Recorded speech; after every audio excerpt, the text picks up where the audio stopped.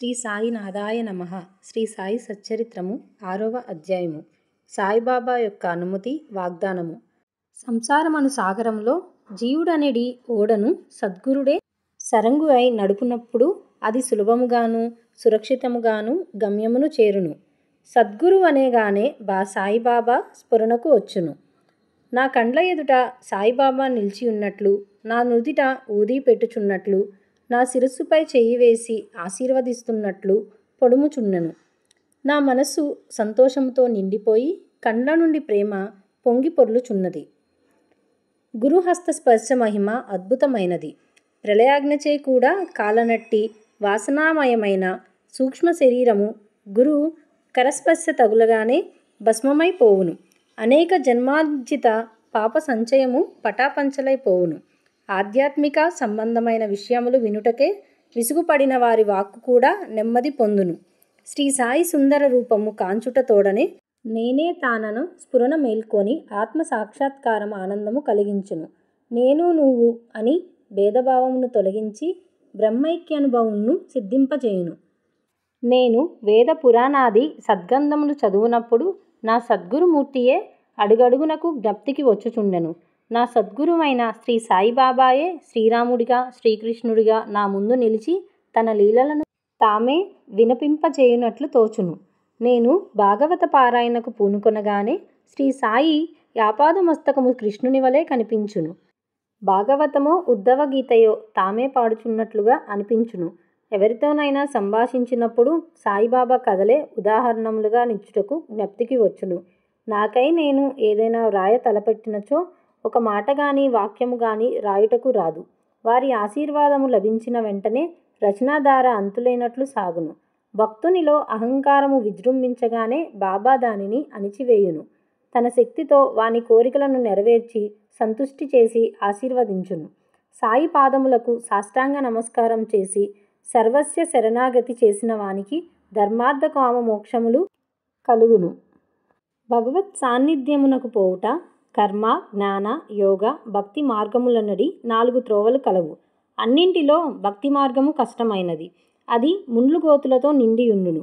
సద్గురుని సహాయముచే ముండ్లను గోతులను తప్పించుకొని ముందుకు సాగినచో గమ్యస్థానము అవలీలగా చేరవచ్చును. ఈ సత్యమును దృఢముగా నమ్ముడని శ్రీ సాయిబాబా నొక్కి వక్కాడించేవారు.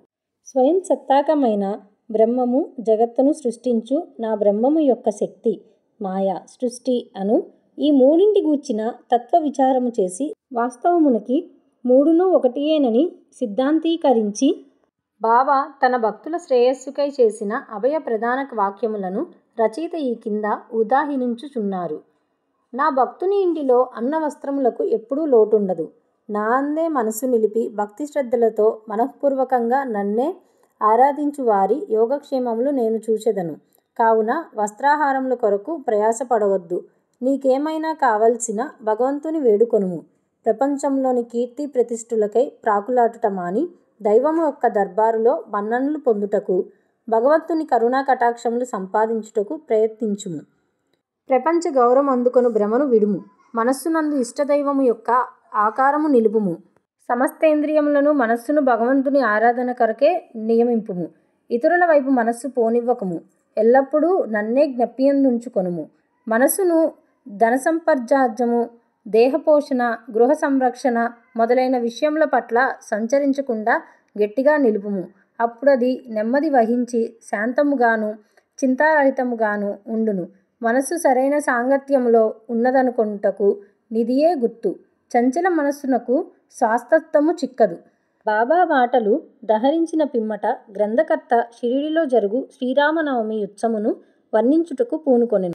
షిరిడీలో జరుగు ఉత్సవములన్నిటిలో శ్రీరామనవమియే గొప్పది. సాయిలీలా పత్రికలో షిరిడీలో జరుగు శ్రీరామనవమి ఉత్సవం గురించి విపులముగా వర్ణింపబడినది. ఉరుసు ఉత్సవము. కోపర్గావ్ గాంలో గోపాలరావు గుండ్ అనతను పోలీసు సర్కిల్ ఇన్స్పెక్టర్గా పుండెను. అతడు బాబాకు గొప్ప భక్తుడు. అతనికి 3 భార్యలున్నప్పటికీ సంతానం కలగలేదు. శ్రీ సాయి ఆశీర్వచనముచే అతనికొక కొడుకు పుట్టెను. ఆ ఆనంద సమయంలో అతనికి షిరిడీలో ఉరుసు ఉత్సవం నిర్వహించవలనని ఆలోచన కలిగినది. తన ఆలోచనను తాత్యా కోటే పాటీలు, దాదా కోతే పాటీలు, మాధవరావు దేశపాండే తదితర తక్కిన సాయి భక్తుల ముందుంచెను. వారంతా దీనిని ఆమోదించింది. బాబా ఆశీర్వాదమును అనుమతిని పొందిరి. ఇది 1897లో జరిగెను. ఉరుసు ఉత్సవం జరుపుకోవడానికి జిల్లా కలెక్టర్ అనుమతికై దరఖాస్తు పెట్టిరి. గ్రామ కులకర్ణి దానిపై ఏదో వ్యతిరేకంగా చెప్పినందున అనుమతి రాలేదు. కానీ బాబా ఆశీర్వదించి ఉండుటచే మరలా ప్రయత్నించగా వెంటనే అనుమతి వచ్చెను. బాబా సలహాను అనుసరించి ఉరుసు ఉత్సవమును శ్రీరామనవమి నాడు చేయుటకు నిశ్చయించిరి. ఈ ఉరుసు ఉత్సవమును శ్రీరామనవమి నాడు జరుపుకొనుటలో హిందూ మహమ్మదీయుల సమైక్యతా భావము బాబా ఉద్దేశము కాబోలు. ఉత్సవం జరుపుటకు అనుమతి అయితే వచ్చెను గాని ఇతర అవాంతరములు కొన్ని తలెత్తినవి. చిన్న గ్రామమైన షిరిడీలో నీటి ఎద్దడి అధికముగా ఉండెను. గ్రామమంతటికి 2 నూతులుండెడివి. ఒకటి ఎండాకాలంలో ఎండిపోవుచుండెను. రెండవ దానిలో నీళ్లు ఉప్పనివి. ఈ సమస్యను బాబాకు నివేదించగా బాబా ఆ ఉప్పునీటి బావిలో పువ్వులు వేసెను. ఆశ్చర్యకరముగా ఆ ఉప్పు నీరు మంచినీళ్లుగా మారిపోయినవి. ఆ నీరు కూడా చాలకపోవుటచే తాత్యాపాటిలు దూరం నుండి మోటార్ల ద్వారా నీరు తెప్పించెను. తాత్కాలికంగా అంగళ్ళు వెలిసినవి. కుస్తీ పోటీల కొరకు ఏర్పాట్లు చేయబడినవి. గోపాలరావు గుండునకొక మిత్రుడు కలడు. వాని పేరు దాము అన్నా కాసార్.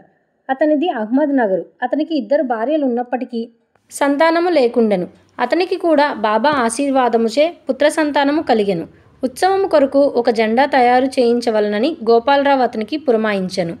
అటులనే నానాసాహెబ్ నిమోన్కర్ను ఒక నగిషి జెండా తెమ్మని కోరెను. ఈ 2 జెండాలను ఉత్సవముతో తీసుకొని పోయి మసీదు 2 మూలలందు నిలబెట్టిరి. ఈ పద్ధతి ఇప్పటికీ అవలంబించుచున్నారు. బాబా తాము నివసించిన ఆ మసీదును ద్వారకామయి అని పిలిచేవారు. చందనోత్సవము. సుమారు 5 ఏళ్ల తర్వాత ఈ ఉత్సవంతో పాటు ఇంకొక ఉత్సవం కూడా ప్రారంభమయ్యను. కొరాలా గ్రామమునకు చెందిన అమీరు సెక్కర్ దలాల్ అను మహమ్మదీయ భక్తుడు చందన ఉత్సవమును ప్రారంభించెను. ఈ ఉత్సవం ఒక గొప్ప మహమ్మదీయ ఫకీరుల గౌరవార్థము చేయుదురు. వెడల్పు పల్లెములో చందనపు ముద్ద నుంచి తలపై పెట్టుకొని సాంబ్రాణి ధూపములతో బాజా భజంత్రీలతో ఉత్సవం సాగించెదరు. ఉత్సవం ఊరేగిన పిమ్మట మసీదునకు వచ్చి మసీదు గూటిలోను గోడలపైనను ఆ చందనము చేతితో నందరును తట్టెదరు.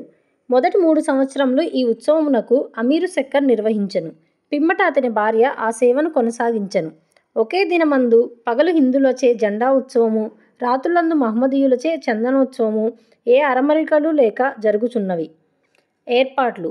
షిరిడిలో జరుగు శ్రీరామనవమి ఉత్సవముకు బాబా భక్తులకు ముఖ్యమైనది, పవిత్రమైనది. భక్తులందరూ వచ్చి ఈ ఉత్సవంలో పాల్గొనుచుండిరి. బయటి ఏర్పాట్లన్నీయు తాత్యా కోతే పాటీలు చూచుకునేవాడు. ఇంటి లోపల చేయవలసినవన్నీయు రాధాకృష్ణమాయి అను భక్తురాలు చూచుచుండెను. ఉత్సవ దినములలో ఆమె నివాసము భక్తులతో నిండిపోయేది. ఆమె వారికి కావలసిన ఏర్పాట్లు చూచుకొనుటియే కాక ఉత్సవమునకు కావలసిన సరంజామా అంతయు సిద్ధపరచుచుండెను. అంతేకాదు స్వయముగా ఆమె మసీదును శుభ్రపరిచి గోడలకు సున్నము వేయుచుండెను. మసీదు గోడలు బాబా వెలిగించు దుని మూలముగా మసిపట్టి ఉండెడివి. మండుచున్న దునితో సహా మసీదులోని వస్తువులన్నిటినీ తీసి బయటపెట్టి మసీదు గోడలను చక్కగా కడిగి వెల్ల వేయించుచుండెను. ఈ పనిని శ్రీరామనవమికి ఒకరోజు ముందే పూర్తి చేయుచుండెను. పేదలకు అన్నదానమనిను బాబాకు చాలా ప్రీతి. అందుచే ఈ ఉత్సవమందు అన్నదానము విరివిగా చేయుచుండిరి. భోజన పదార్థములు, మిఠాయిలు రాధాకృష్ణమాయి ఇంట్లో విస్తారముగా వండబడేటివి. అనేక మంది సంపన్నులైన సాయి భక్తులు స్వచ్ఛందముగా పూనుకొని ఈ సేవలో పాల్గొనుచుండెడివారు. ఉరుసు శ్రీరామనవమి ఉత్సవముగా మారిన వైనము. ఈ ప్రకారముగా 1897 నుండి 1911 వరకు ఉరుసు ఉత్సవము శ్రీరామనవమి నాడు వైభవముగా జరుగుచుండెను. రాను రాను అది వృద్ధి అగుచు ప్రాముఖ్యము సంతరించుకొనెను. 1912లో ఈ ఉత్సవమునకు సంబంధించిన ఒక మార్పు జరిగెను. శ్రీ సాయినాథు సగుణోపాసన గ్రంథకర్త అయిన కృష్ణారావు జాగేశ్వర భీష్మ అనువారు దాదాసాహెబ్ కపార్డేతో కలిసి ఉత్సవమునకు వచ్చెను. వారు దీక్షిత్వాడలో బస చేసిరి. ఉత్సవం ముందు రోజు కృష్ణారావు దీక్షిత్వాడ వసారాలో పడుకొని ఉండెను. ఆ సమయంలో లక్ష్మణరావు ఉరఫ్ కాకా మహాజని పూజ పరికరములు పల్లెంలో మసీదునకు తీసుకుపోవుచుండెను. అతనిని చూడగానే భీష్మకు ఒక కొత్త ఆలోచన తట్టెను. వెంటనే కాక మహాజనిని దగ్గరికి పిలిచి అతనితో ఉరుసు ఉత్సవమును శ్రీరామనవమి నాడు చేయమనుటలో భగవదుద్దేశమేదియో ఉండవచ్చును. శ్రీరామనవమి హిందువులకు చాలా ముఖ్యమైన పర్వదినము కనుక ఈ దినమందు రామ జన్మోత్సవము ఏల జరపకూడదని అడిగెను. కాకా మహాజనికి ఈ ఆలోచన బాగా నచ్చినది. తమ సంకల్పమునకు బాబా అనుమతి సంపాదించుటకు ఆయత్తమైరి. కానీ భగవత్ సంకీర్తన చేయుటకు అంత తక్కువ వ్యవధిలో హరిదాసును సంపాదించుట కష్టము. ఈ సమస్యను కూడా తుదకు భీష్మయే పరిష్కరించెను. ఎట్లన అతని వద్ద రామాఖ్యానమును శ్రీరాముని చరిత్ర సిద్ధముగా ఉండుటచే అతడే దానిని సంకీర్తన చేయుటకు కాకా మహాజని హార్మోనియం వాయించుటకు తీర్మానించిరి. చక్కెరతో కలిపిన సొంటిగుండ ప్రసాదము రాధాకృష్ణమాయి చేయుట ఏర్పాటు చేయను. బాబా అనుమతి పొందుటకై వారు మసీదుకు పోయిరి. సర్వజ్ఞుడైన బాబా వాడలో ఏమి జరుగుతున్నదని మహాజనిని ప్రశ్నించెను. బాబా అడిగిన ప్రశ్నలోని అంతరార్థమును మహాజని గ్రహించలేక ఏమీ జవాబివ్వక మౌనముగా ఉండెను. బాబా అదే ప్రశ్న భీష్మను అడిగెను. అతడు శ్రీరామనవమి ఉత్సవము చేయవలెననియు తమ ఆలోచనను బాబాకు వివరించి అందులకు బాబా అనుమతి ఇవ్వవలెనను కోరెను. బాబా వెంటనే ఆశీర్వదించెను. అందరూ సంతసించి రామజయంతి ఉత్సవమునకు సంసిద్ధులైరి. ఆ మరుసటి దినము మసీదును అలంకరించిరి.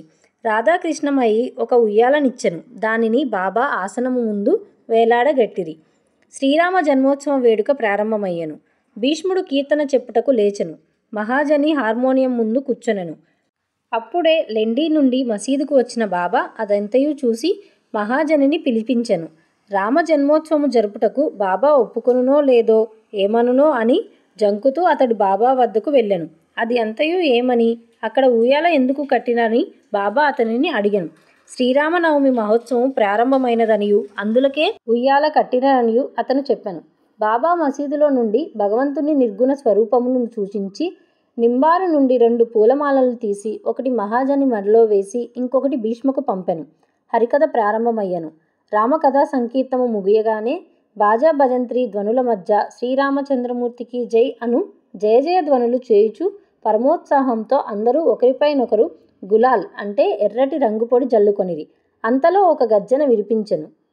భక్తులు చల్లుకొనుచుండిన గులాల్ ఎటులనో పోయి బాబా కంటిలో పడెను. బాబా కోపంతో బిగ్గరగా తిట్టుట ప్రారంభించెను.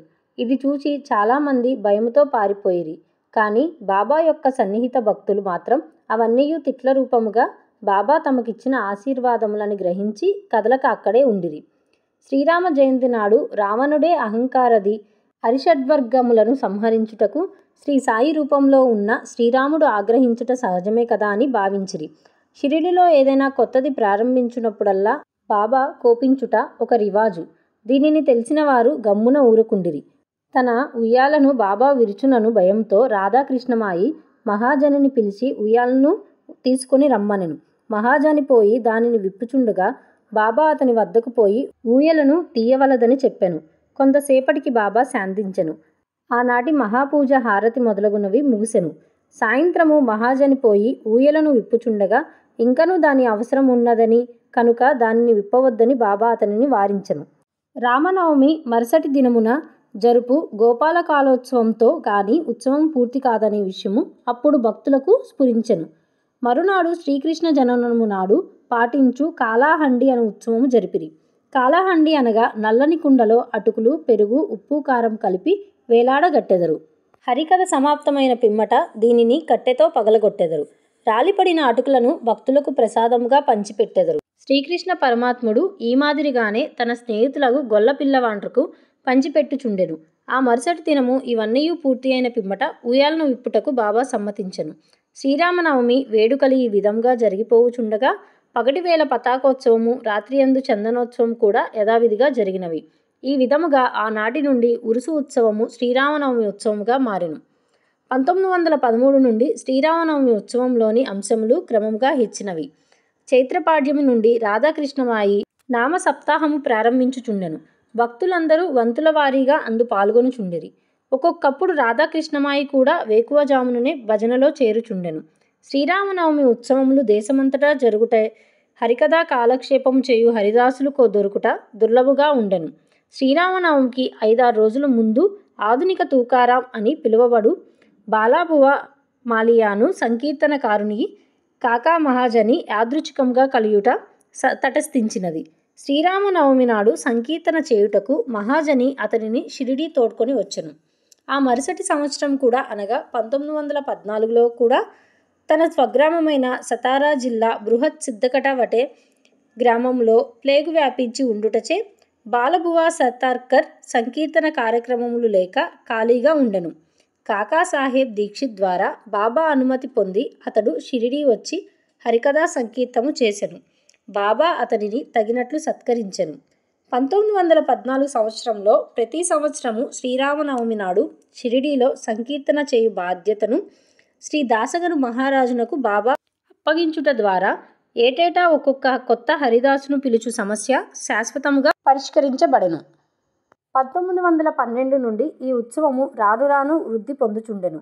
చైత్రశుద్ధ అష్టమి మొదలు ద్వాదశి వరకు షిరిడీ తేనె త్రుట్టి వలె ప్రజలతో కిటకిటలాడుచుండెను. అంగళ్ళ సంఖ్య పెరిగిపోయెను. కుస్తీ పోటీలో అనేక మంది ప్రముఖ మల్లులు పాల్గొనుచుండిరి. పేదలకు అన్న సంతర్పణ విరివిగా జరుగుచుండెను. రాధాకృష్ణమాయి కృషిచే షిరిడీ ఒక సంస్థానముగా రూపొందెను. వివిధ వములైన హంగులు అలంకారములు పెరిగినవి. అలంకరింపబడిన గుర్రము, పల్లకి, రథము, పాత్రలు, వెండి సామాన్లు, బాల్టీలు, వంటపాత్రలు, పటములు, నిలువుటద్దములు మొదలగున్నవి బహుకరింపబడెను. ఉత్సవమునకు ఏనుగులు కూడా వచ్చెను. ఇవన్నయు ఎంత హెచ్చినప్పటికీ సాయిబాబా వీనినే మాత్రము లక్ష్యపెట్టక యథాపూర్వము నిరాడంబరులై ఉండేడివారు. ఈ ఉత్సవములో గమనింపవలసిన ముఖ్య విషయమేమనగా హిందువులు, మహ్మదీయులు ఎట్టి అరమరికలు లేక కలిసిమెలిసి ఉత్సవంలో పాలు పంచుకొనిడివారు. ఈనాటి వరకు ఎటువంటి మత కలహములు షిరిడీలో తలెత్తలేదు. మొదట 5,000 నుండి 7,000 వరకు యాత్రికులు వచ్చేవారు. క్రమముగా ఈ సంఖ్య 75,000కు పెరిగినది. అంత పెద్ద సంఖ్యలో జనులు గుమిగూడినప్పటికీ ఎన్నడూ అంటువ్యాధులు గాని అల్లర్లు గాని సంభవించలేదు. మసీదుకు మరమ్మతులు. గోపాలరావు గుండునకు ఇంకొక మంచి ఆలోచన తట్టెను. ఉరుసు ఉత్సవమును ప్రారంభించిన విధముగానే మసీదును తగినట్లుగా తీర్చిదిద్దవలనని నిశ్చయించుకొనెను. మసీదు మరమ్మత్తు చేయు నిమిత్తమై రాళ్లను తెప్పించి చెక్కించెను. కానీ ఈ పని బాబా అతనికి నియమించలేదు. నానాసాహెబ్ చందోర్కర్కు ఆ సేవ లభించినది. రాళ్ల తాపనా కార్యము కాకాసాహెబ్ దీక్షిత్కు నియమింపబడెను. మసీదుకు మరమ్మతులు చేయుట మొదట బాబాకు ఇష్టం లేదు. కానీ భక్తుడగు మహల్సాపతి కలిగించుకొని ఎటులనో బాబా అనుమతి సాధించెను. బాబా చావడిలో పండుకున్న ఒక్క రాత్రిలో మసీదు నేలను చక్కని రాళ్లతో తాపన చేయుట ముగించిరి. అప్పటి నుండి బాబా గోనుగుడ్డుపై కూర్చొనుట మాని చిన్న పరుపు మీద కూర్చుండువారు. గొప్ప వ్యయ ప్రయాసలతో 1911 సంవత్సరంలో సభామండపం పూర్తి చేసిరి. మసీదుకు ముందున్న జాగా చాలా చిన్నది, సౌకర్యంగా లేకుండెను. కాకాసాహెబ్ దీక్షిత్ దానిని విశాలపరిచి పైకప్పు వేయదల్చెను. ఎంతో డబ్బు పెట్టి ఇనుప స్తంభములు మొదలైనవి తెప్పించి పని ప్రారంభించెను. రాత్రి అంతయు శ్రమపడి స్తంభములు నాటెడివారు. మరుసటి దినము ప్రాతకాలముననే బాబా చావడి నుంచి వచ్చి అది అంతయు చూచి కోపంతో వానిని పీకి పారేసేవారు. ఒకసారి బాబా మిక్కిలి కోపోద్దుడై నాటిన ఇనుప స్తంభంను ఒక చేతితో పెకలించుచు రెండవ చేతితో తాత్యా పాటేలు పీకను పట్టుకొనెను. తాత్యా తలపాగాను బలవంతంగా తీసి అగ్గిపుల్లతో నిప్పంటించి ఒక గోతిలో పారవేచెను. బాబా నేత్రములు నిప్పు కణముల వలె వెలుగుచుండెను. ఎవరికిని బాబా వైపు చూచుటకు కూడా ధైర్యము చాలకుండెను. అందరూ భయకంపితులైరి. బాబా తన జేబులో నుంచి ₹1 తీసి ఇటువైపు విసిరెను. అది శుభ సమయమందు చేయు యాహుతి వలె కనిపించెను. తాత్యా కూడా చాలా భయపడెను. తాత్యాకేమి జరుగుతున్నదో ఎవరికీ ఏమీయూ తెలియకుండెను. కల్పించుకొని బాబా పట్టు నుండి తాత్యాను విడిపించుటకెవ్వరికీ ధైర్యము చాలలేదు. ఇంతలో కుష్టి రోగియు బాబా భక్తుడను బాగోజీ సిందే కొంచెము ధైర్యము కూడగట్టుకొని ముందుకు పోగా బాబా వానిని ఒక పక్కకు తోసివేసెను. మాధవరావు సమీపించబోగా బాబా అతనిపై ఇటుకరాయ రువ్వెను. ఎంతమంది ఆ జోలికి పోదల్చిరో అందరికీ అదే గతి పట్టెను. కానీ కొంతసేపటికి బాబా శాంతించెను. ఒక దుకాణదారుని పిలిచి వాని వద్ద నుంచి ఒక నగిషీ జరిపాగాను కొని తాత్యాను ప్రత్యేకముగా సత్కరించుతున్నట్లుగా దానిని స్వయంగా తాత్యా తలకు చుట్టెను. బాబా యొక్క ఈ వింత చర్యను చూచి వారెల్లరూ ఆశ్చర్యమగ్నులైరి. అంత త్వరలో బాబా ఎట్లు కోపమొచ్చెను, ఎందుచేత ఈ విధంగా తాత్యాను శిక్షించెను, వారి కోపము తక్షణమే ఎట్లు చల్లబడెను అని అందరూ ఆలోచించుచుండిరి. బాబా ఒక్కొక్కప్పుడు శాంతిమూర్తి వలె కూర్చుండి అత్యంత ప్రేమానురాగాలతో మాట్లాడుచుండువారు. అంతలో అకారముగా కోపించెడివారు. అటువంటి సంఘటనలు అనేకము కలవు. కానీ ఏది చెప్పవలనెను విషయం తేల్చుకొనలేకున్నాను. అందుచే నాకు జ్ఞాపకము వచ్చినప్పుడల్లా ఒక్కొక్కటి చెప్పెదను. 6వ అధ్యాయము సంపూర్ణము. సద్గురు శ్రీ సాయినాథార్పణమస్తు.